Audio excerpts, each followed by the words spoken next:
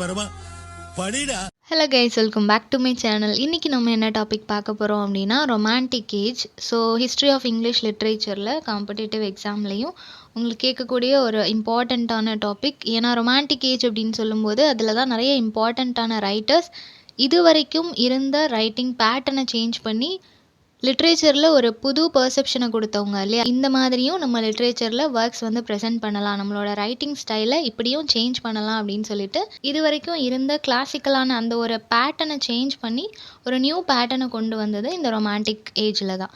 So romantic poets எல்லாத்தையுமே revolutionary poet அப்படின்னு சொல்லுவாங்க. ரெவல்யூஷனரி பொயட் அப்படின்னு சொல்லும்போது அவங்க வந்து ஒரு ரெவல்யூஷனை க்ரியேட் பண்ணுறாங்க. இது வரைக்கும் இந்த மாதிரியான மீட்டரில் தான் எழுதணும், போம்னா இப்படி தான் இருக்கணும், நாவல்னால் இப்படி தான் இருக்கணும் அப்படின்னு சொல்லி எல்லாத்துக்குமே ஒரு ப்ராப்பரான ஸ்ட்ரக்சர் பேட்டர்ன் எல்லாமே வச்சுருந்தாங்க. அவங்க டிசைட் பண்ண மாதிரி தான் நெக்ஸ்ட் வர்ற ஒவ்வொரு ஜென்ரேஷன்லேயும் ஒவ்வொரு ஆத்தரும் எழுதிட்டு இருந்தாங்க. ஆனால் இந்த ரொமான்டிக் ஏஜில் மட்டும்தான் சில ஆத்தர்ஸ் வந்து இந்த மாதிரியான வேர்ஸ் இந்த மாதிரியான மீட்டரில் தான் எழுதணும்னு ஏன் சொல்கிறீங்க, இமோஷன்ஸை வந்து நம்மளால் கண்ட்ரோல் பண்ண முடியாது, நம்ம வந்து ஒரு இமோஷன் ஓவர்ஃப்ளோ ஆகும்போது தான் போம்ஸ் எல்லாம் எழுதுகிறோம். ஸோ அது நம்மளுக்கு பிடிச்ச மாதிரி நம்ம எழுதலாமே, அந்த டைம்லையும் நம்ம அந்த மீட்டர் அந்த ஸ்ட்ரக்சர் பேட்டர்ன் எல்லாத்துலேயும் கான்ஷியஸாக எழுதணும் அப்படின்னா நம்ம ப்ராப்பராக சொல்ல வந்ததை சொல்ல முடியாது இல்லையா. ஏன்னா 2 விஷயத்தில் நம்ம கான்சென்ட்ரேட் பண்ண வேண்டியது இருக்கும், அந்த ஸ்ட்ரக்சர் அண்ட் ஆல்சோ நம்மளோட ஐடியாலஜி.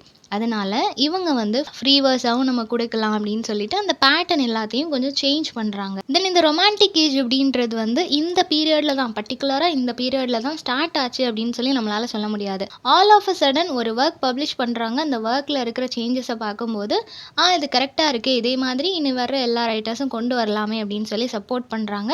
தென் அதை கண்டினியூ பண்ணி நிறைய ரைட்டர்ஸ் எழுதுகிறாங்க. அந்த மாதிரி ஒரு ஃப்ளோவில் நடந்த ஒரு விஷயம் தான் இது. வந்து சடனாக இப்போ வந்து ரொமான்டிக் ஏஜ் ஸ்டார்ட் ஆக போது நாங்கள் இந்த மாதிரி ரூல்ஸ் கொண்டு வரோம் அப்படின்றதெல்லாம் இல்லை, ஒரு ஃப்ளோவில் அது வந்து அப்படியே கண்டினியூ ஆகிட்டுருக்கு. ஸோ அதோட ஸ்டார்டிங் அப்படின்னு எதை பார்க்குறாங்கன்னா வேர்ட்ஸ்வொர்த் அண்ட் கால்ரிட்ஜோட லிரிக்கல் பேலட் 1798 பப்ளிஷ் பண்ணுறாங்க. அந்த ஒர்க்கை பார்க்கும்போது அதில் இருக்கிற பேட்டர்ன் அவங்களோட ரைட்டிங் ஸ்டைலெல்லாம் பார்க்கும்போது எல்லாருக்கும் அது ஓகேவா தெரியுது, இந்த மாதிரி நம்ம எழுதலாமே அப்படின்னு சொல்லி எல்லாரும் அக்செப்ட் பண்ண ஸ்டார்ட் பண்ணுறாங்க. ஸோ அதை தான் ஒரு ரொமான்டிக் ஏஜோட ஸ்டார்டிங்காக எல்லாருமே பார்க்குறாங்க. எல்லா ரைட்டர்ஸ்குள்ளேயும் ஒரு ரொமான்டிக் ஸ்பிரிட் இருக்கிறதா எல்லாருமே ஃபீல் பண்ணாங்க. எதுக்காக அப்படின்னா இந்த ரொமான்டிக் ஸ்பிரிட் அப்படின்றத எதை வச்சு டிஃபைன் பண்ணுறாங்க அப்படின்னா sense of wonder and mystery. அதாவது இது வரைக்கும் நம்ம வந்து ஒரு போம் எழுதுகிறோம் அப்படின்னா கிளாசிக்கல் ரைட்டர்ஸ் எல்லாரும் எழுதுகிறாங்க அப்படின்னா அவங்க வந்து ரொம்ப ஃபோக்கஸ் பண்ணுறது எதுக்கு, ஒரு மாரல் ஐடியா இருக்கணும், ஹீரோ அப்படின்றவங்கள வந்து எப்போவுமே ஒரு ஸ்டெப் மேலே வச்சு எழுதணும், கிங்ஸை பற்றி எழுதலாம், ஹை கிளாஸ் பீப்புளை பற்றி எழுதலாம். இந்த மாதிரி ஹீரோ அப்படின்னாலே ஒரு ரெஸ்பெக்டாக இருக்கிற ஒரு பர்சன், சொசைட்டியில் ஆல்ரெடி ஒரு நல்ல பிளேஸில் இருக்கிறவங்க, அவங்கள தான் ஹீரோவாக நினச்சி அவங்கள பற்றி எழுதுவாங்க இல்லையா. இந்த ரொமான்டிக் பொயட்ஸ் தான் அது எல்லாத்தையும் சேஞ்ச் பண்ணுறாங்க. ஒரு ஒர்க் நம்ம ப்ரெசென்ட் பண்ணுறோம் அப்படின்னா அதில் ஒரு மிஸ்ட்ரி இருக்கணும், அதில் ஒரு ஒண்டர் இருக்கணும் அப்படின்னு சொல்லி நினைக்கிறாங்க. அந்த ஒண்டர் அப்படின்றது வந்து பெரிய அதிசயமாக நடக்கக்கூடிய ஏதோ ஒரு விஷயத்த, யாருக்கும் தெரியாத ஒரு விஷயத்த எழுதுகிறாங்க அப்படின்றதுனால மட்டும் கிடையாது. இப்போ நார்மலாக நேச்சர் பற்றி எழுதுகிறாங்க, ஆனால் நார்மலாக நம்ம வந்து ஸ்கையை பார்க்குறதுக்கும் ஒரு பொயட் அவங்களோட கண் வழியாக நம்ம ஒரு ஸ்கையை பார்க்குறதுக்கும் வித்தியாசம் இருக்குது இல்லையா. அவங்க அதில் நிறைய பொயட்டிக் டிவைஸ் எல்லாம் ஆட் பண்ணி நிறைய கம்பேரிசன் எல்லாம் ஆட் பண்ணி வித்தியாசமாக நம்மளுக்கு ப்ரெசென்ட் பண்ணுவாங்க. ஸோ அப்போ பார்க்கும்போது அந்த ஸ்கை ரொம்பவே அழகாக தெரியும். ஸோ அதை தான் மிஸ்ட்ரி ஒண்டர் அப்படின்னு நம்ம சொல்கிறோம். நார்மலாக கேஷுவலாக இருக்கிற ஒரு விஷயத்த, ஒரு நேச்சுரல் எலமெண்ட்டை கொஞ்சம் எக்ஸாஜரேட் பண்ணி அதை இன்னும் பியூட்டிஃபுல்லாக வண்டர்ஃபுல்லான ஒரு ஆஸ்பெக்டாக காட்டுறது தான் இந்த ரொமான்டிக் ஸ்பிரிட் அப்படின்றத சொல்கிறோம். அது மட்டும் கிடையாது, லவ் ஆஃப் அட்வென்ச்சர்ஸ், நிறைய அட்வென்ச்சர்ஸான நேச்சுரல் எலமெண்ட்ஸாக இருக்கலாம். நம்ம ஒரு ட்ராவல் போனதை பற்றி கூட ஒரு போம் எழுதலாம். பட் அது யூஸ்வலாக இல்லாமல் கொஞ்சம் நம்ம அதை என்ஜாய் பண்ணி ரீட் பண்ணுற மாதிரி, அதை சோல்ஃபுல்லாக நம்ம ரீட் பண்ணுற மாதிரி எழுதுறது. நெக்ஸ்ட்டு க்யூரியாசிட்டி க்ரியேட் பண்ணுறது. இப்போ நார்மலாக நம்ம ஒரு போம் ரீட் பண்ணுறோம் அப்படின்னா போமில் வந்து ஜஸ்ட் அங்கே என்ன பார்த்தாங்களோ அந்த ஒரு பிக்சரை தானே நரேட் பண்ணியிருப்பாங்க அப்படின்றது இல்லாமல் லைன் பை லைன் ஒரு க்யூரியாசிட்டி அது க்ரியேட் பண்ணலாம் இல்லையா. ஸோ ஒரு போமு கூட நம்ம ஒரு நாவல் மாதிரி இல்லை ஒரு ப்ரோஸ் மாதிரி இன்ட்ரெஸ்டிங்காக நம்மளால் ப்ரெசென்ட் பண்ண முடியும் அப்படின்னா அது வந்து அந்த ரொமான்டிக் ஸ்பிரிட் இருக்கிற ரொமான்டிக் ஏஜில் உள்ள பொயட்ஸால் முடியும் அப்படின்னு சொல்கிறாங்க. ரெஸ்ட்லெஸ்ஸாக ஒர்க் பண்ணிகிட்டே இருப்பாங்க அந்த ரொமான்டிக் ஸ்பிரிட் இருக்கிற பொயட்ஸ் எல்லாருமே. நெக்ஸ்ட் என்ன பண்ணலாம், என்ன மாதிரியான போம்ஸ் நம்ம ப்ரெசென்ட் பண்ணலாம் அப்படின்னு சொல்லிட்டு ரொம்ப என்தூசியாஸ்டிக்காக எனர்ஜெட்டிக்காக அவங்களோட ஒர்க் பண்ணிகிட்டு இருப்பாங்க அப்படின்னு சொல்கிறாங்க. ஸோ இந்த பொயட்ஸ் எல்லாருமே ஏர்லி 19th சென்ச்சுரியிலேயே அவங்களோட ஒர்க்ஸை ப்ரெசென்ட் பண்ண ஸ்டார்ட் பண்ணிட்டாங்க. அப்போவே அந்த ரொமான்டிக் ரொமான்டிக் ஏஜ் வந்து ஸ்டார்ட் ஆயிடுச்சு ஓகேவா. அவங்களுக்கு சர்டன் ரூல்ஸ் அண்ட் ரெகுலேஷன்ஸ் வச்சுக்கிட்டு இந்த கிளாசிக்கல் ஐடியாஸ் எல்லாத்தையும் தூரமாக வச்சு அவங்களுக்கு ஒரு புது பெர்செப்ஷன், ஒரு புது ஐடியாலஜியோட ஒர்க்ஸ் எல்லாம் பப்ளிஷ் பண்ண ஸ்டார்ட் பண்ணுறாங்க. இப்போ அகஸ்டன் ஏஜ் எடுத்துக்கிட்டோம்னு வச்சுக்கோங்களேன், அந்த கிளாசிக்கல் ஏஜ்லலாம் எப்படி இருக்கும் அப்படின்னா இன்டெலெக்சுவல் ஐடியாஸ் கான்செப்ட்ஸுக்கு வந்து நிறைய இம்பார்ட்டன்ஸ் கொடுப்பாங்க. அவங்க வந்து நாலேஜபிளான ஐடியாலஜி, நாலேஜபிளான ஒர்க்ஸ் மட்டும்தான் ஒரு ப்ராப்பரான லிட்ரேச்சர் அப்படின்னு சொல்லி நினச்சாங்க. பட் ரொமான்டிக் ஏஜில் இருக்கிற ரைட்டர்ஸ் மட்டும்தான் இமேஜினேஷனுக்கு இம்பார்ட்டன்ஸ் கொடுத்தாங்க, இமோஷனுக்கு இம்பார்ட்டன்ஸ் கொடுத்தாங்க. இப்போது ஒரு ஹியூமன் அப்படின்னா அவன் ஒரு இன்வென்ஷன் பண்ணுறான், இல்லை ஏதோ ஒரு விஷயம் நடந்திருக்கு, அது ஹிஸ்ட்ரியில் இருக்குது அப்படின்னா அது மட்டும்தான் லிட்ரேச்சர் அப்படின்றது கிடையாது. நம்மளால் பண்ண முடியாத ஒரு விஷயத்த நம்மளால் விஷுவல் பண்ணி பார்க்க முடியுது. இப்போ எனக்கு பர்சனலாக ஒரு விஷயம் தோணுது, மேபி சன்னில் வந்து ஒரு வீடு கட்டி அங்கே ஒரு பர்சன் இருக்கிற மாதிரி எனக்கு ஒரு இமேஜினேஷன் வருது அப்படின்னா எவ்வளோ சென்ச்சுரிஸ் ஆனாலும் இது நடக்காத ஒரு விஷயம் இல்லையா. ஸோ அந்த மாதிரி பாசிபிளே இல்லாத ஒரு விஷயத்த கூட இமேஜினேஷனில் நம்மளால் ரொம்ப அழகாக ப்ரெசென்ட் பண்ண முடியும். நம்மளோட இமேஜினேஷன் எப்போவுமே நடக்காத விஷயங்களை நடந்தால் நல்லா இருக்குமேன்னு தான் நம்ம அடிக்கடி இமேஜின் பண்ணுவோம் இல்லையா. ஸோ அந்த மாதிரி அழகான இமேஜினேஷனுக்கு இவங்க ஒரு உருவம் கொடுக்கணும்னு நினைக்கிறாங்க. நமக்கு தோன்ற அந்த இமேஜினேஷன், அந்த இன்னோவேஷன்ஸ், அந்த கிரியேட்டிவ் ஐடியாஸ் எல்லாம் மற்றவங்களுக்கும் பிடிக்கணும், அவங்களும் அதை வந்து என்ஜாய் பண்ணணும் அப்படின்னு நினைக்கிறாங்க.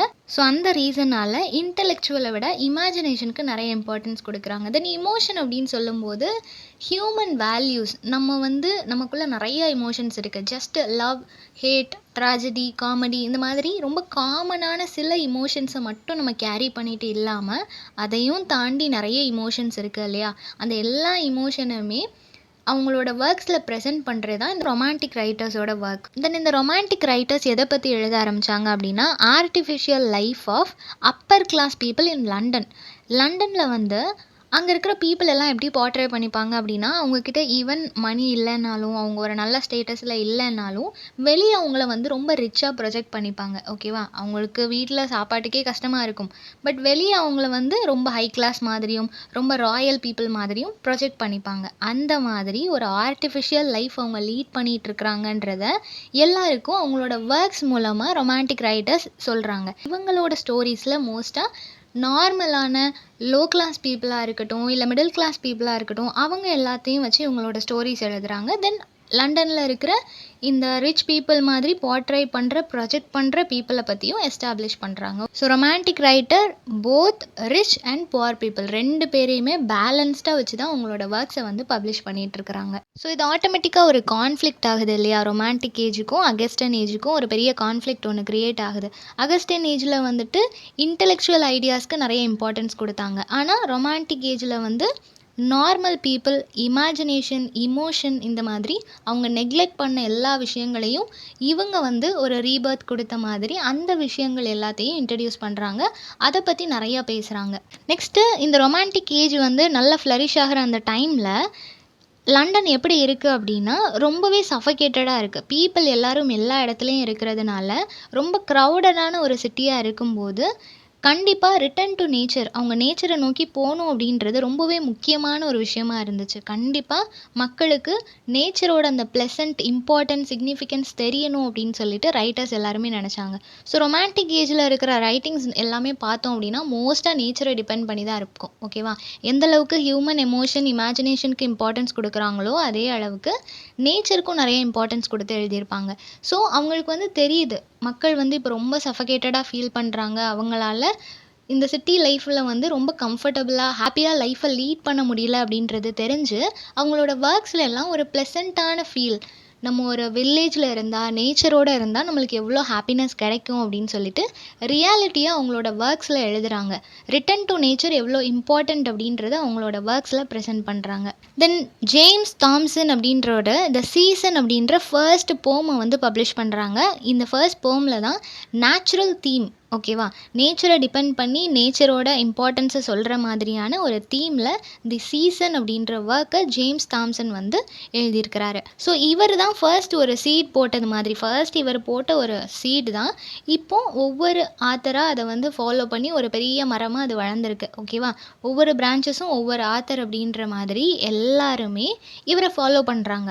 ஆமாம், நேச்சர் வந்து எவ்வளோ இம்பார்ட்டன்றது நம்மளுக்கு தெரியுது. ஸோ அந்த நேச்சர் தான் இப்போ மக்கள் மத்தியில் லேக் ஆகுது அப்படின்னா அதை நம்மளோட ஒர்க்ஸ் மூலமாக அவங்க கிட்ட கொண்டு போய் சேர்க்கணும் அப்படின்னு சொல்லிட்டு எல்லா ரைட்டர்ஸுமே லைக் தாமஸ் கிரேவ் மாதிரி நிறைய ரைட்டர் நேச்சரை பற்றி எழுத ஆரம்பிக்கிறாங்க. ஸோ ஆட்டோமேட்டிக்காக ரொமான்டிக் ஏஜில் நேச்சர் வந்து ஒரு ஃப்ளரிஷிங்கான ஒரு தீமாக இருக்குது. தென் ரொமான்டிக் மூமெண்ட்டில் இருந்த ஒரு இம்பார்ட்டண்ட்டான ஃபேஸ் என்ன அப்படின்னா மிடீவல் ரிவைவல்.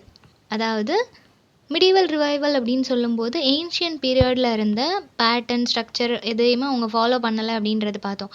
பட் அதை கம்ப்ளீட்டாக எல்லாத்தையும் அவங்க ஒதுக்கி வச்சுட்டாங்களா அப்படின்னா கண்டிப்பாக கிடையாது. அவங்க என்ன பண்ணுறாங்க அப்படின்னா ஏன்ஷியன் பீரியட்லேயுமே நல்ல நல்ல ஒர்க்ஸ்லாம் இருந்துச்சு. ஷேக்ஸ்பியர், சாசர் அவங்கெல்லாம் எடுத்தோன்னா அவங்களோட ஒர்க்லாம் நல்ல ஒர்க். ஆனால் அதுக்கப்புறம் வந்தவங்க அவங்களோட ஒர்க்கை வந்து கொஷின் பண்ண ஆரம்பித்தாங்க. அதெல்லாம் நல்ல ஒர்க் இல்லை அப்படின்னு சொல்லிட்டு அவங்க ஒரு தனி ரூல்ஸ் அண்ட் ரெகுலேஷன்ஸ் போட்டு அதுக்கேற்ற மாதிரி இப்போ வரைக்கும் கொண்டு வந்துட்டுருக்குறாங்க. இவங்க அப்போஸ் பண்ணுறது அந்த மிடீவல் பீரியடில் உள்ளவங்கள தான். ஓகேவா? நீங்கள் கொண்டு வந்த இந்த பேட்டர்ன் தான் தப்பு. ஏன்ஷியன் பீரியடில் இருந்தவங்க எழுதுனது எல்லாமே கரெக்டு தான். அவங்க ஃபாலோ பண்ண மீட்டர், ஸ்ட்ரக்சர், பேட்டர்ன் எல்லாமே கரெக்டு தான் சொல்லிட்டு ஏன்ஷியன் பீரியடில் இருந்த அந்த ஏன்ஷியன் மாஸ்டர்ஸோட புக் எல்லாத்துக்கும் ஒரு ரீபர்த் மாதிரி கொடுக்குறாங்க. அந்த புக்ஸை படிக்கிறாங்க. அதில் யூஸ் பண்ணியிருக்கிற ஃபார்ம், மீட்டர், பொயட்டிக் டிவைசஸ் எல்லாத்தையும் அகெயின் இவங்க கொண்டு வராங்க. இவங்களோட ஒர்க்ஸ்லையும் ப்ரெசென்ட் பண்ணுறாங்க. ஸோ யார் யார் என்னென்ன மாதிரி ஒர்க்ஸ் எல்லாம் பப்ளிஷ் பண்ணியிருக்கிறாங்க அப்படின்றத லிஸ்ட் அவுட் பண்ணியிருக்கு. ஸோ இவங்களை தொடர்ந்து கால்ரிட்ஜ், ஸ்காட், கீட்ஸ் இந்த மாதிரி நிறைய ரைட்டர்ஸ் வந்து ஏன்ஷியன் மாஸ்டர்ஸை வந்து ஃபாலோ பண்ணுறாங்க. தென் 1798 வந்து லிரிக்கல் பேலட் பப்ளிஷ் பண்ணாங்க. பட் அதுக்கு வந்து ஒரு ப்ராப்பரான ஸ்ட்ரக்சர், பேட்டர்ன், எய்ம், அப்ஜெக்டிவ் இந்த மாதிரி எதுவுமே அவங்க செட் பண்ணல. அவங்க அந்த ஒர்க்கை பப்ளிஷ் பண்ணதுக்கப்புறமா, லிரிக்கல் பேலட் வந்ததுக்கப்புறமா எல்லாரும் இது ஒரு வித்தியாசமான பெர்செப்ஷனில் இருக்குது, நம்மளும் இந்த மாதிரி எழுதணும், ஃப்ரீ வேர்ஸ் எல்லாம் கொண்டு வரணும், பேட்டர்ன் எல்லாம் சேஞ்ச் பண்ணணும் அப்படின்னு சொல்லி ஒவ்வொருத்தராக ஒவ்வொன்றும் கொண்டு வந்துட்டு இருந்தாங்க, எழுதிட்டு இருந்தாங்க. ஆனால் ஸ்டார்டிங்கில் இருந்தே எந்த விதமான எய்ம் அண்ட் அப்ஜெக்டிவ்ஸ் எதுவுமே கிடையாது. இதுக்காக தான் நம்ம எழுதுகிறோம், இதுதான் நம்மளோட எய்ம், இந்த பீரியட் அப்படின்னு எடுத்துக்கிட்டோன்னா இதை தான் ஃபாலோ பண்ணுறாங்க அப்படிலாம் எதுவுமே கிடையாது. சும்மா ரேண்டமாக எழுதிட்டு இருந்தாங்க. தென் வேர்ட்ஸ்வொர்த் அண்ட் கால்ரிட்ஜ் தான் இதுக்கு ஒரு எய்ம் அண்ட் அப்ஜெக்டிவ் வந்து செட் பண்ணுறாங்க. நியூ பொயட்ரிஸ் எல்லாத்துக்கும் ஒரு நேம் அண்ட் அப்ஜெக்டிவ்ஸ் எல்லாம் செட் பண்ணது Wordsworth and Coleridge in romantic age. ஓகேவா? கால்ரிட்ஜ் என்ன பண்ணுவார் அப்படின்னா அன்ஃபெமிலியரான விஷயங்கள் எல்லாத்தையும் ஃபெமிலியராக ஆக்குவார். ஓகேவா? நம்மளுக்கு அன்ஃபெமிலியராக சில விஷயங்கள் இருக்கும் இல்லையா, அது எல்லாத்தையும் ஃபெமிலியரான விஷயங்கள் மாதிரி மாற்றுவார் அவரோட ஒர்க்ஸ் அண்ட் ஸ்டைலை வச்சு. இதையே வேர்ட்ஸ்வொர்த் அப்படியே ஆப்போசிட்டாக பண்ணுவார். நம்மளுக்கு ஆல்ரெடி ஃபெமிலியராக இருக்கக்கூடிய விஷயங்களை அன்ஃபெமிலியராக மாற்றுவார். ஸோ இதுதான் இவங்க 2 பேரோட ரைட்டிங் ஸ்டைலாக இருந்துச்சு. தென் ஃப்ரெஞ்ச் ரெவல்யூஷனாக இருக்கட்டும், ஜெர்மன் ஐடியலிஸ்டிக் ஃபிலாசபி, இது ரெண்டுமே ஒரு இம்பார்ட்டண்ட் ரோல் ப்ளே பண்ணுச்சு. ரொமான்டிசிசம் அந்த பீரியடில் வந்துட்டு French revolution and also German idealistic philosophy. ஏன்னா ஃப்ரெஞ்ச் ரெவல்யூஷன் வந்து ரொமான்டிக் பீரியடில் நிறைய ஒர்க்கில் வந்து இந்த ஃப்ரெஞ்ச் ரெவல்யூஷனை மென்ஷன் பண்ணி அதை பேஸ் பண்ணி அதில் இருந்த சஃபரிங்ஸாக இருக்கட்டும், அதில் நடந்த இன்சிடென்ட்ஸாக இருக்கட்டும், அதை பேஸ் பண்ணி நிறைய பேர் ஒர்க் எழுதியிருப்பாங்க இல்லையா. ஸோ அதனால் ரொமான்டிசிசம் அப்படின்னு நம்ம எடுத்துக்கிட்டோன்னா அந்த பீரியடில் ஃப்ரெஞ்ச் ரெவல்யூஷன் ரொம்பவே இம்பார்ட்டண்ட்டான ஒரு மூமெண்ட்டாக இருந்திருக்கு. தென் இமேஜினேஷனுக்கு இம்பார்ட்டன்ஸ் கொடுத்து தானே அவங்க எழுதிட்டு இருந்தாங்க. ஒரு பாயிண்ட் ஆஃப் டைமில் அது வந்து நல்ல ஃபயர் ஆக ஆரம்பிக்குது. எல்லாருமே அவங்களோட இமேஜினேஷனை மல்டிபிள் வேர்ஷன்ஸில் ஒர்க்ஸில் ப்ரெசென்ட் பண்ண ஆரம்பிக்கிறாங்க. அப்போது நிறைய love of real life, wild நேச்சரை பற்றி எழுதுகிறாங்க, ஹியூமன் லைஃப்பை பற்றி எழுதுகிறாங்க, லவ் ரிலேஷன்ஷிப்பை பற்றி எழுதுகிறாங்க, சிம்பிள் லைஃப், ஒரு நார்மலாக ஒரு ஷெப்பர்டோட லைஃப் எப்படி இருந்துச்சு, ஒரு ஃபார்மரோட லைஃப் எந்த மாதிரி இருந்துச்சு அப்படின்னு சொல்லிட்டு ரொம்ப சிம்பிளான லைஃப் லீட் பண்ணுவாங்க இல்லையா. ரொம்ப ஹைஃபையான லைஃப் லீட் பண்ணுற பர்சனாலிட்டிலாம் இல்லாமல் சிம்பிளாக மிடில் கிளாஸ் ஃபேமிலியில் இருந்து வந்த ஒரு பையனை ஹீரோவாக வச்சு, ஒரு பொண்ணை ஹீரோயினாக வச்சு அந்த மாதிரி அவங்களோட ஒர்க்ஸ் எல்லாத்தையும் ப்ரெசென்ட் பண்ண ஆரம்பிக்கிறாங்க. ஸோ ரொம்பவே நேச்சுரலாக இருக்குது. எல்லா கிளாஸில் இருக்கிற பீப்புளும் அவங்களோட ஒர்க்கை ரீட் பண்ண ஆரம்பிக்கிறாங்க. தென் இப்போ ஷெல்லி, பைரன் இவங்களோட ஒர்க்கெல்லாம் நம்ம ரீட் பண்ணோம் அப்படின்னா அந்த ஒர்க்கில் எல்லாமே ஃப்ரெஞ்ச் ரெவல்யூஷனரி ஐடியாஸ் வந்து நம்மளால் ஈஸியாக பார்க்க முடியும். ஸோ ஷெல்லியாக இருக்கட்டும், பைரனாக இருக்கட்டும், 2 பேருமே இந்த ஃப்ரெஞ்ச் ரெவல்யூஷனால் நிறையவே இன்ஃப்ளூயன்ஸ் ஆகிருக்கிறாங்க. தென் கீட்ஸ் பார்த்தோம் அப்படின்னா இவர் என்ன பண்ணுறாருன்னா, இப்போது கிளாசிசிசமில் நம்ம என்ன பார்த்தோம், கிளாசிக்கல் ஐடியாஸ் என்ன இருந்துச்சு, அதில் வந்து இன்டெலெக்சுவலுக்கு இம்பார்ட்டன்ஸ் கொடுத்தாங்க. ரொமான்டிக் பீரியடில் இமேஜினேஷனுக்கு இம்பார்ட்டன்ஸ் கொடுத்தாங்க. கீட்ஸ் என்ன பண்ணுறாரு அப்படின்னா அது ரெண்டையும் கம்பைன் பண்ணுறாரு. ரெண்டையும் கம்பைன் பண்ணி ரெண்டையும் பேலன்ஸான டிஃப்ரெண்ட்டான யுனிக்கான வேல ப்ரெசென்ட் பண்ணுறாரு. ஸோ கீட்ஸோட ஒர்க்கில் both classic and also romantic பீரியடோட ஷேடை நம்மளால் பார்க்க முடியும். ஓகேவா? ஸோ ரெண்டையுமே கம்பைன் பண்ணி மியூசிக் அண்ட் மெலடி ரெண்டையும் கம்பைன் பண்ணி அதனால் கிடைக்கிற ஒரு கிளாசிக் எக்ஸ்ப்ரெஷன், இந்த மாதிரி ரெண்டையும் கம்பைன் பண்ணும்போது நம்மளுக்கு கிடைக்கிற ஒரு யுனிக்கான ஒரு ஒர்க்கை ப்ரெசென்ட் பண்ணுறாரு. தென் ஒவ்வொருத்தவங்களோட ஸ்டேட்மெண்ட் ரொமான்டிசிசம் அப்படின்னா என்ன அப்படின்னு கேட்கும்போது ஒவ்வொருத்தரும் ஒவ்வொரு டெஃபினேஷன் கொடுத்துருப்பாங்க இல்லையா? அந்த மாதிரி வாட்ஸ் டன்டன் அப்படின்றவர் என்ன சொல்கிறாரு அப்படின்னா, romanticism as the renaissance of wonders. Romantic பீரியடில் தான் இது வரைக்கும் நார்மலாக எழுதிட்டு இருந்தது, ஹிஸ்ட்ரியை எழுதிட்டு இருந்த அந்த லிட்ரேச்சர் மாதிரி வண்டருக்கு இம்பார்ட்டன்ஸ் கொடுக்குற ஒரு பீரியடாக இருந்தது இந்த ரொமான்டிக் பீரியடில் தான் அப்படின்னு சொல்கிறாங்க. ரியாலிட்டியை தாண்டின சில விஷயங்கள் எல்லாம் இருக்குது இல்லையா? அதெல்லாம் நம்ம ஒரு பெரிய வண்டராக தான் பார்ப்போம். அந்த மாதிரியான விஷயங்களுக்கு இம்பார்ட்டன்ஸ் கொடுத்தது, அதுக்கான ஒரு ரிவைவலாக ரினைசன்ஸாக இருந்தது இந்த ரொமான்டிக் பீரியட் அப்படின்னு டன்டன் சொல்கிறாரு. தென் பாட்டர் என்ன சொல்கிறாரு அப்படின்னா, அடிஷன் ஆஃப் ஸ்ட்ரேஞ்ச்னஸ் ஆஃப் பியூட்டி. இது வரைக்கும் நேச்சர் அப்படின்னா ஸ்கைனா அதே மாதிரி க்ளவுட்ஸாக இருக்கட்டும், சீ, கிராஸ், இந்த மாதிரி ஒவ்வொரு விஷயத்தையும் நம்ம நார்மலாக பார்த்துருப்போம். பட் இப்போ இருக்கிற ரொமான்டிக் ஏஜில் இருக்கிற ரைட்டர்ஸ் அதை டிஸ்கிரைப் பண்ணும்போது ஸ்ட்ரேஞ்சாக நம்மளால் அதை வந்து பார்க்க முடியுது இல்லையா? நார்மலாக இவ்வளோ நாள் சீனா இவ்வளோ தான் அப்படின்னு சொல்லி நான் பார்த்துட்டு இருந்தேன். பட் அதுக்குள்ளேயும் இவ்வளோ விஷயங்கள் இருக்கா? அதை நம்ம இவ்வளோ அழகாக பார்க்க முடியுமா? இவ்வளோ அழகாக ஒரு ஆளால் சீயை வந்து டிஃபைன் பண்ண முடியுமா, டிஸ்கிரைப் பண்ண முடியுமா அப்படின்னு சொல்லி ஒரு ஸ்ட்ரேஞ்சான வியூவோட நம்ம வந்து நார்மலாக இருக்கிற பியூட்டிஃபுல்லான நேச்சரை பார்க்க முடியுது இல்லையா? ஸோ இந்த மாதிரியான ஒரு பெர்செப்ஷனை கொடுக்கறது ரொமான்டிசிசம் அப்படின்னு சொல்கிறாங்க. தென் ரொமான்டிசிசம் அப்படின்றது ஒரு வித்ட்ராவல். நம்ம வந்து அவுட்டர் எக்ஸ்பீரியன்ஸை வச்சு மட்டும்தான் இவ்வளோ நாள் ஒர்க்ஸ் எழுதிட்டு இருந்தோம். நம்ம வந்து இப்படியெல்லாம் நான் ஃபேஸ் பண்ணியிருக்கிறேன், இந்த மாதிரி பார்த்தேன் அப்படின்னு சொல்லி நம்ம எக்ஸ்பீரியன்ஸை வச்சு ஒர்க் எழுதுவோம். அது ஹிஸ்ட்ரியாக மாறும், இல்லைன்னா அது வந்து நார்மலான ஒரு ஒர்க்காக இருக்கும் இல்லையா? அதெல்லாம் தாண்டி நான் என்ன நினைக்கிறேன், நான் இப்படி ஒன்று பண்ணேன்னா அதனால என்ன ரியாக்ஷன் வரும் அப்படின்னு சொல்லிட்டு இன்னர் எக்ஸ்பீரியன்ஸ்னு ஒன்று இருக்குது இல்லையா? அதுக்கு இம்பார்ட்டன்ஸ் கொடுத்தது இந்த ரொமான்டிக் பீரியடில் அப்படின்னு சொல்கிறாங்க. Next characteristics of romantic poetry. Romantic ஏஜில் ஒரு போம் எழுதுகிறாங்க அப்படின்னா அந்த போம் வந்து என்ன மாதிரியான கேரக்டரிஸ்டிக்ஸ்லாம் இருந்திருக்கும்? அந்த போம் எழுதும்போது கிளாசிக்கில் அவங்க யூஸ் பண்ண அந்த பேட்டர்ன் ஸ்ட்ரக்சர் எதுவுமே யூஸ் பண்ணாமல், அந்த ஐடியாலஜி எதையுமே ஃபாலோ பண்ணாமல் இவங்க ஒரு ஓன் மெத்தடில் எழுதுகிறாங்க இல்லையா? அந்த மெத்தட் எப்படி இருந்துச்சு அப்படின்னா, ஃபர்ஸ்ட் வந்து சப்ஜெக்டிவாக இருக்கும். சப்ஜெக்டிவ் அப்படின்னு சொல்லும்போது அவுட்டர் எக்ஸ்பீரியன்ஸ்க்கு இம்பார்ட்டன்ஸ் கொடுக்காம இன்னர் தாட்ஸ் அண்ட் ஃபீலிங்ஸ், இமோஷனுக்கு வந்து இம்பார்ட்டன்ஸ் கொடுத்தாங்க. ஓகேவா? ரொம்ப சோல்ஃபுல்லாக அவங்க என்ன போம் எழுதினாலும் அது ரொம்ப சோல்ஃபுல்லாக இருக்கும். ரீட் பண்ணுற ரீடர்ஸுக்கும் ஈஸியாக அவங்களால கனெக்ட் பண்ணிக்க முடியும். ஹியூமன் இமோஷன்ஸை ரிலேட் பண்ணி அவங்க எழுதுகிறாங்க. ஓகேவா? ஸோ ரூல்ஸ் அண்ட் ரெகுலேஷன்ஸை வந்து தள்ளி வச்சுட்டு அதை ஃபாலோ பண்ணாமல், அதை பற்றி கன்சிடர் பண்ணாமல் ஓவர்ஃப்ளோ ஆஃப் தாட்ஸ், என்ன மாதிரியான தாட்ஸ் இமேஜினேஷன் வருதோ அதுக்கு இம்பார்ட்டன்ஸ் கொடுத்து அதை ஒரு இன்ஸ்பிரேஷனாக வச்சு அவங்க எழுத ஆரம்பிக்கிறாங்க. தென் ரொமான்டிக் போயட்ரி எல்லாமே ரொம்ப ஃபேன்சிஃபுல்லாக இருக்கும். அதாவது நம்ம ஒரு போம் எழுதும்போதும் சரி, அதை ரீட் பண்ணும்போதும் சரி, கொஞ்சம் அட்ராக்டிவாக இருந்தால் தானே நம்மளுக்கு கண்டினியூ பண்ணணும்னு சொல்லி ஒரு இன்ட்ரெஸ்ட் வரும் இல்லையா? ஸோ நம்ம ரொம்ப வேகாக ரொம்ப ட்ரையாக எழுதாமல் நம்ம வந்து ரீடர்ஸுக்கு அது பிடிச்ச மாதிரி அவங்க ஒரு என்டர்டெய்னிங் ஃபேக்டராக நினச்சி, இன்ட்ரெஸ்டிங் ஃபேக்டராக நினச்சி அதை வாசிக்கிற மாதிரி, அதை கண்டினியூ பண்ணுற மாதிரி நம்ம எழுதணும் இல்லையா? பார்த்த உடனே அந்த ஹெட்டிங்கோ இல்லை ஃபர்ஸ்ட் லைனோ அட்ராக்ட் பண்ணுற மாதிரி இருக்கணும். ஸோ அந்த மாதிரி தான் இவங்க ஃபோக்கஸ் பண்ணி எழுதுவாங்க. இன்ட்ரோஸ்பெக்டிவ் அப்படின்னு சொல்லும்போது பிளென்டி ஆஃப் கொஷின்ஸ் நம்மளுக்கு வரும். ஒரு போம் எழுதுறாங்க அப்படின்னா அதுக்கு பேக்ரவுண்ட் ஸ்டோரி என்னவா இருக்கும், என்ன ரீசனால் எழுதியிருப்பாங்க, அந்த மாதிரி பிளென்டி ஆஃப் கொஷின்ஸ் நம்மளுக்கு வரும். அந்த கொஷின்ஸ் எல்லாத்துக்கும் ஆன்சர் பண்ணுற மாதிரி அந்த போம் இருக்கும். நம்ம எழுதும் போதே நம்மளுக்கு நிறைய கொஷின்ஸ் வரும். எல்லா கொஷின்ஸ்க்கு ஆன்சர் பண்ணுற மாதிரி அந்த போமை வந்து ப்ரெசென்ட் பண்ணுவாங்க. போயட்டுக்கு வந்து எந்த விதமான ரெஸ்ட்ரிக்ஷனும் கிடையாது. எந்த மாதிரியான பேட்டர்ன்லேயும் அவங்க எழுதலாம். எந்த விதமான தீம், ஃபார்ம் இதை தான் அவங்க ஃபாலோ பண்ணணும் அப்படிலாம் கிடையாது. வெரைட்டிஸ் ஆஃப் போம்ஸ், பேட்டர்ன் எல்லாமே அவங்க ப்ரெசென்ட் பண்ணலான்ற ஒரு ஃப்ரீடம் அவங்கக்கிட்ட இருக்கிறதுனால, ரெஸ்ட்ரிக்ஷன் எதுவும் இல்லாததுனால அவங்க ரொம்ப ஃப்ரீயாக அவங்களுக்கு என்ன தோணுதோ அதை வந்து ஈஸியாக எழுத முடிஞ்சுது. Spontaneous overflow of emotion. இப்போது நம்ம ஒரு போம் எழுதுகிறோம் அப்படின்னா அதுக்கு கண்டிப்பாக ஏதாவது ஒரு ரீசன் இருக்கும்.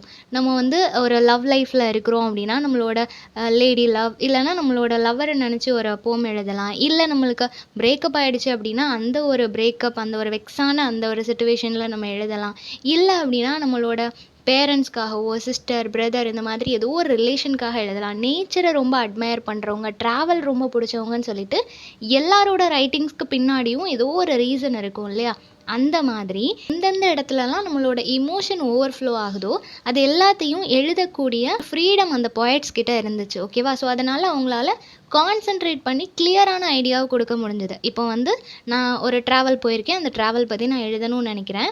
ஸோ நான் எழுதும்போதே இந்த மாதிரியான ஸ்ட்ரக்சர் இருக்குது, இந்த மாதிரியான பேட்டர்ன் இருக்குது, அதெல்லாம் நான் ஃபாலோ பண்ணி தான் எழுதணும்னு நினச்சேன்னா என் மைண்டில் வந்து லைன்ஸ் ஓடிட்டே இருக்கும். அதெல்லாம் நான் எழுதும்போது ஐயோ இந்த லைன் வந்து இதில் வரக்கூடாதே, அப்போ வந்து பேட்டர்ன் மாறிடுமே அப்படின்னு நினச்சேன்னா நெக்ஸ்ட்டு வந்த லைன் எனக்கு மறந்து போயிடும் இல்லையா? ஸோ அதனால நம்மளுக்கு வந்து இந்த மாதிரி ரெஸ்ட்ரிக்ஷன் இல்லைன்னா தான் நம்ம நினைக்கிறத பர்ஃபெக்டாக எழுத முடியும்னு சொல்லிட்டு ரொமான்டிக் ஏஜில் எந்த விதமான ரெஸ்ட்ரிக்ஷனுமே கிடையாது. Then substance is more important than form. சப்ஸ்டன்ஸுக்கு தான் அவங்க நிறைய இம்பார்ட்டன்ஸ் கொடுத்தாங்க. இந்த பேட்டர்ன் அதுக்கெலாம் அவங்க அவ்வளோவா இம்பார்ட்டன்ஸ் கொடுக்கல. ஓகேவா? நம்ம இமோஷன், நம்மளோட ஐடியாலஜி தான் ரொம்ப இம்பார்ட்டண்ட்டாக இருந்துச்சு. கான்செப்ட்டுக்கு தான் நிறைய இம்பார்ட்டன்ஸ் கொடுத்தாங்க. தென் போயட்ஸ் வந்து நேச்சரோட அன்சீன் பவரை அவங்களால ஃபீல் பண்ண முடிஞ்சுது. ஓகேவா? ரொமான்டிக் ஏஜில் இருந்த போயட்ஸ் எல்லாருமே நிறையா நேச்சரை டிஸ்கிரைப் பண்ணாங்க, நேச்சரை பற்றி நிறைய எழுதுனாங்க இல்லையா? அவங்க எழுதின விஷயங்கள் எல்லாமே நேச்சரை ரீடரை அட்மையர் பண்ண வச்சுது. அந்தளவுக்கு ஃபென்டாஸ்டிக்கான ஒர்க்ஸ் எல்லாமே அவங்க ப்ரெசென்ட் பண்ணியிருக்கிறாங்க. எல்லாமே நேச்சரை ரொம்ப பியூட்டிஃபுல்லாக ப்ரெசென்ட் பண்ணுற மாதிரி இருந்துச்சு. ஓகேவா? ஸோ அந்த அன்சீன் பவர், நம்ம நேச்சரை வந்து நார்மலாக இப்போ ஏர் இருக்குது, வாட்டர் இருக்குது, எல்லாமே ரொம்ப பொலைட்டாக இருக்குது, அதால் இது மட்டும்தான் முடியும் அப்படின்னு சொல்லி நம்ம ஒரு பெர்செப்ஷன் வச்சுருப்போம். ஆனால் ஒரு டிசாஸ்டர் வரும்போது அதோட ரியல் குவாலிட்டி நம்மளுக்கு தெரியும். அதே மாதிரி தான் ஒரு பொயட் வந்து நம்ம நார்மலாக நேச்சரை பார்க்குற வியூவில் இருந்து அவங்க அப்படியே வேறு மாதிரி கொடுத்துருப்பாங்க. ஸோ நம்மளோட பெர்செப்ஷன் மாறும் இல்லையா?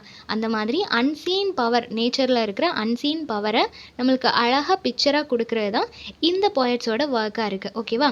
நெக்ஸ்ட் என்ன சொல்கிறாங்க அப்படின்னா, இந்த ரொமான்டிக் ஏஜில் வந்துட்டு மோஸ்ட்டாக எழுதின போம்ஸ் எல்லாமே பெசிமிஸ்டிக்காக இருந்துச்சு அப்படின்னு சொல்கிறாங்க. ஆப்டமிஸ்டிக்காக, பாசிட்டிவாக இல்லை, பெசிமிஸ்டிக்காக இருந்துச்சு அப்படின்னு சொல்கிறாங்க. ஏன் அப்படின்னா மோஸ்ட் ஆஃப் த போம்ஸ் வந்து பாஸ்டில் எஸ்கேப் ஆகிற மாதிரி, எக்ஸிஸ்ட் ஆகிற மாதிரி இருந்துச்சு அப்படின்றாங்க. ஃபார் எக்ஸாம்பிள், நம்ம ஒரு இமேஜினேஷன் எழுதுகிறோம், அது வந்து பியாண்ட் த ரியாலிட்டி இருக்குது, அதில் ப்ராப்பரான ஒரு எண்ட் இல்லாமல் இருந்துச்சு அப்படின்னா அது கம்ப்ளீட் ஆகாது இல்லையா?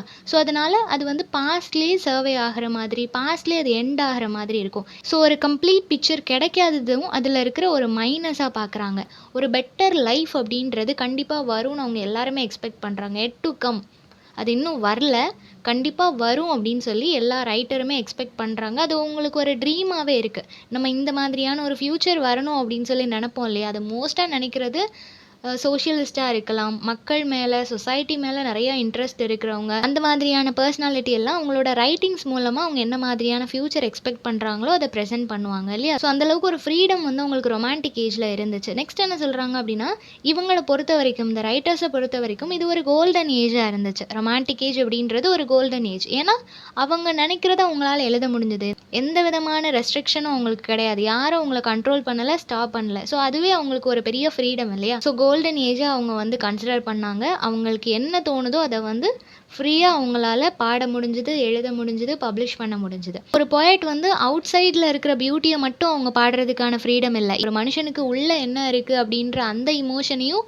அவங்களால ஒரு பிக்சராக எஸ்டாப்ளிஷ் பண்ண முடிஞ்சது. ஆஸ் வெல் அஸ் நேச்சரில் இருக்கிற அன்சீன் பவரையும் அவங்களால எஸ்டாப்ளிஷ் பண்ண முடிஞ்சது இல்லையா? ஸோ ரெண்டு விஷயத்தையும் அவங்களால எழுத முடிகிற அளவுக்கு ஒரு ஃப்ரீடம் அவங்களுக்கு இருந்துச்சு.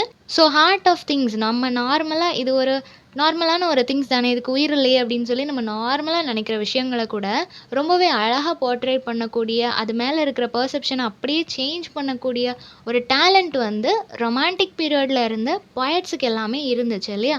ஸோ அவங்க அந்தளவுக்கு சோல்ஃபுல்லாக ஒவ்வொரு விஷயத்தையும் பார்ப்பாங்க, அவங்களோட ரைட்டிங்ஸ்லையும் ப்ரெசென்ட் பண்ணுவாங்க. ஸோ ரொமான்டிக் ஏஜில் இருந்த அந்த ஒரு லவ் அப்படின்றது ஒரு சிம்பிளிசிட்டி ஆஃப் லைஃப். லவ் அப்படின்றது ரொம்பவே நம்ம செலவு பண்ணி அதை வந்து ரொம்ப எக்ஸாஜரேட் பண்ணி சொன்னால் மட்டும்தான் அது லவ் அப்படின்றது கிடையாது. ஒரு சின்ன சின்ன மொமெண்ட், சின்ன சின்ன ஜஸ்டஸில் அது வந்து எஸ்டாப்ளிஷ் ஆகும் இல்லையா? ஸோ அந்த மாதிரி லவ் அப்படின்றது ஒரு சிம்பிளிசிட்டி ஆஃப் லைஃப். சிம்பிளான லைஃப்லேயும் அந்த லவ் இருக்குது. அதை வந்து நம்ம ஹியூமன் கிட்ட, ஆப்போசிட் ஜெண்டர் கிட்ட மட்டும்தான் நம்ம அதை ஃபைண்ட் பண்ண முடியும் அப்படின்றது கிடையாது. சின்ன சின்ன விஷயங்களில், நேச்சரில் கூட நம்ம அந்த லவ்வை தேட முடியுன்ற ஒரு பெரிய ட்ரூத்தை ரிவீல் பண்ணது இந்த ரொமான்டிக் ஏஜில் தான். தென் போயட்ஸ் எல்லாரோட ஹார்ட்டுமே ஓவர்ஃப்ளோ ஆனது சிம்பத்தியால். புவர் பீப்புள் மேலே அவங்களுக்கு இருந்த கன்சிடரேஷன், எந்த அளவுக்கு அவங்க நேச்சரை ஃபோக்கஸ் பண்ணாங்களோ அதே அளவுக்கு பாவர்ட்டியில் இருக்கிற பீப்புளையும் அவங்க ஃபோக்கஸ் பண்ணாங்க. அவங்களோட லைஃப்பையும் எஸ்டாப்ளிஷ் பண்ணாங்க. ஹை கிளாஸ்க்கு மட்டும்தான் லவ் லைஃப் எல்லாம் இருக்குது, ஹை கிளாஸ்க்கு மட்டும்தான் ஒரு பார்ட்டி பண்ணணும், இல்லை அவங்க லைஃப்பை செலிப்ரேட் பண்ணணும், அப்படி எல்லாமே ஹை கிளாஸ்க்கு மட்டும்தான் அப்படின்னு இருந்த அந்த ஒரு ரூல்ஸ், அந்த ஒரு லைனை பிரேக் பண்ணது இந்த ரொமான்டிக் ஏஜில் உள்ள பீப்புள். எல்லா ரைட்ஸுமே, எல்லா விதமான ஃப்ரீடம், ஹாப்பினஸ் எல்லாத்துக்கும் பாவர்ட்டில இருக்கிறவங்களும் டிசர்விங் தான். அவங்களும் ஈக்குவல் ஹியூமன் பீயிங் தான் அப்படின்ற ஒரு ஃபேக்டர் எல்லாருக்கும் ரியலைஸ் பண்ண வச்சது இந்த ரொமான்டிக் ஏஜ்ல இருக்கிற போயட்ஸ் தான். தென் இவங்க ரொம்ப குளோரிஃபை பண்றது என்ன அப்படின்னா, innocence and simplicity of man. ஒரு மேன் வந்து ஒரு வார்ல வின் பண்ணான், இல்லை அவன் ரொம்ப ரிச்சாக இருக்கான், ரொம்ப எஜுகேட்டடாக இருக்கிறான், அப்போ தான் நம்ம அவனை ப்ரைஸ் பண்ணணும் அப்படின்ற அந்த சிச்சுவேஷன் மாறி அவனுக்குள்ள ஒரு இன்னசென்ட் சோல் இருக்குது, அவன் ரொம்ப சிம்பிளாக இருக்கான், ஹம்பிளாக இருக்கான், மற்றவங்களுக்கு ஹெல்ப் பண்ணுறான், இந்த மாதிரி ரொம்ப நல்ல கேரக்டரிஸ்டிக்ஸ் இருக்கும் இல்லையா, அதை க்ளோரிஃபை பண்ணுறதுக்கும் நம்ம ஒரு போம் எழுதலாம். அந்த மாதிரியான பர்சனையும் நம்ம ஒரு ஹீரோவாக மாற்றலான்னு சொல்லிட்டு ஹீரோக்கான அந்த ஒரு டைமென்ஷனை அப்படியே சேஞ்ச் பண்ணுறாங்க. ஓகேவா, டிவைனிட்டி இருக்கிற ஒரு பர்சனை கண்டுபிடிக்கிறாங்க. மேனுக்குள்ளே இருக்கிற அந்த ஒரு டிவைனிட்டி, அது எவ்வளோ அழகாக இருக்கும், அது எத்தனை பேருக்குள்ளே இருக்குன்னு சொல்லிட்டு டிவைனிட்டி அண்ட் ஆல்சோ சிம்பிளிசிட்டி, இது எல்லாத்தையும் ஃபோக்கஸ் பண்ணுறாங்க. தென் ரொமான்டிக் பீரியடில் யூஸ் பண்ண லாங்குவேஜ், கிளாசிக்கல் சைடில் வந்து அவங்க யூஸ் பண்ண லாங்குவேஜ் எல்லாமே இந்த கோர்ட் லாங்குவேஜாக இருக்கும். இப்போது கிங்டமில் கிங் அண்ட் குயின்ஸ் என்ன மாதிரியான லாங்குவேஜ் யூஸ் பண்ணுவாங்க, அவங்களோட வே ஆஃப் ஸ்பீக்கிங் எப்படி இருக்குமோ, டயலாக்ஸ் எப்படி இருக்குமோ, அதுக்கேற்ற மாதிரி ஒர்க்ஸ் ப்ரெசென்ட் பண்ணிட்டு இருந்தாங்க. ஆனால் இந்த ரொமான்டிக் ஏஜில் எழுதுகிற ஒர்க்ஸ் எல்லாமே சிம்பிளான காமன் மேன் பேசுகிற கலோக்கியலான லாங்குவேஜ்லேயும் இவங்களோட ஒர்க்ஸை வந்து ப்ரெசென்ட் பண்ண ஆரம்பித்தாங்க. ஸோ வேர்ட்ஸ்வொர்த் என்ன சொல்கிறாரு அப்படின்னா, எந்த ஒரு டிஃப்ரென்ஸுமே இல்லை. இப்போ ப்ரோஸில் அப்படின்னா நீங்கள் கலோக்கியலான லாங்குவேஜ் யூஸ் பண்ணலாம், ஆனால் போமில் வந்து நீங்கள் ஸ்டாண்டர்டாக தான் யூஸ் பண்ணணும் அப்படின்னு சொல்கிறாங்கன்னா, அதுக்கு வேர்ட்ஸ்வொர்த் வந்து அந்த மாதிரிலாம் எந்த டிஃப்ரென்ஸும் கிடையாது. போம் அண்ட் ப்ரோஸ் ரெண்டுலேயுமே நீங்கள் வந்து எந்த விதமான டிஃப்ரென்ஸும் இல்லாமல் சேமான லாங்குவேஜ் யூஸ் பண்ணலாம் அப்படின்ற ஒரு ஸ்டேட்மெண்ட்டை வந்து அவர் கொடுக்குறாரு. தென் எல்லா பொயட்ஸுமே எக்ஸ்பெரிமெண்ட் பண்ணுறாங்க. ஓல்டு மீட்டர், ஓல்டு பேட்டர்ன் எல்லாம் இருக்குது இல்லையா, அந்த பொயட்டிக் ஃபார்ம் எல்லாம், அதையும் நியூ பேட்டர்னையும் கம்பேர் பண்ணுறாங்க. ரெண்டுக்கும் என்ன டிஃப்ரென்ஸ் இருக்குது, நியூ பேட்டர்னில் என்ன மாதிரியான சேஞ்சஸ் கொண்டு வரலாம், இல்லை அதில் இருக்கிற சிமிலாரிட்டி அதே மாதிரி இதில் அப்ளை பண்ணலாமா அப்படின்னு சொல்லி நிறைய கம்பேர் பண்ணுறாங்க, அதை அப்ளை பண்ணுறாங்க. தென் அவங்களுக்கு பிடிச்ச மாதிரி இருக்கிற சில எக்ஸ்பீரியன்ஸ் ஸ்டான்ஸாவாக இருக்கட்டும், ballad, meter, blank verse, lyric, ode, sonnet, இந்த மாதிரி நிறைய ஏன்ஷியன் மீட்டர்ஸ் எல்லாம் ரிவைவ்ட் ஆகுது, திரும்ப ஒரு ரீபர்த் கிடைக்குது. ஓகேவா, அது எல்லாமே நல்லா இருக்குது, அந்த பேட்டர்ன் நல்லா இருக்குது, அதை யாரும் மறந்து போகக்கூடாது அப்படின்னு சொல்லிட்டு அகெயின் கொண்டு வராங்க.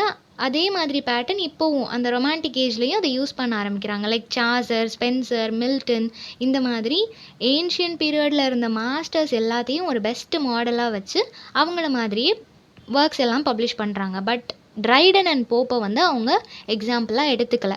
ஏன்னா ட்ரைடன் அண்ட் போப் வந்து ஏன்ஷியன் மாஸ்டர்ஸை வந்து ஒரு நல்ல ரைட்டர்ஸ் இல்லை, அவங்களோட ஐடியாலஜி தப்புன்னு சொன்னதுனால ரொமான்டிக் பீரியடில் இருக்கிறவங்க ட்ரைடன் அண்ட் போப்பை தப்புன்னு சொல்கிறாங்க. அவங்களோட ஐடியாலஜி கரெக்ட் கிடையாது, நாங்கள் அதுக்கும் முன்னாடி இருந்தவங்கள ஃபாலோ பண்ணுறோம் அப்படின்னு சொல்கிறாங்க. ஓகேவா, ஸோ ரொமான்டிசிசம் அப்படின்றது ஒரு பெரிய ரிவோல்ட் 18th சென்ச்சுரியில் ட்ரெடிஷன், கன்வென்ஷன், ரைட்டிங் ஸ்டைல், இந்த மாதிரி நிறைய விஷயங்களில் ஒரு பெரிய ரிவைவலை வந்து ஏற்படுத்துச்சு அப்படின்னு சொல்கிறாங்க. ஸோ பெஸ்ட் ரிவைவல் அப்படின்னு சொல்லும்போது English meters and old English masters.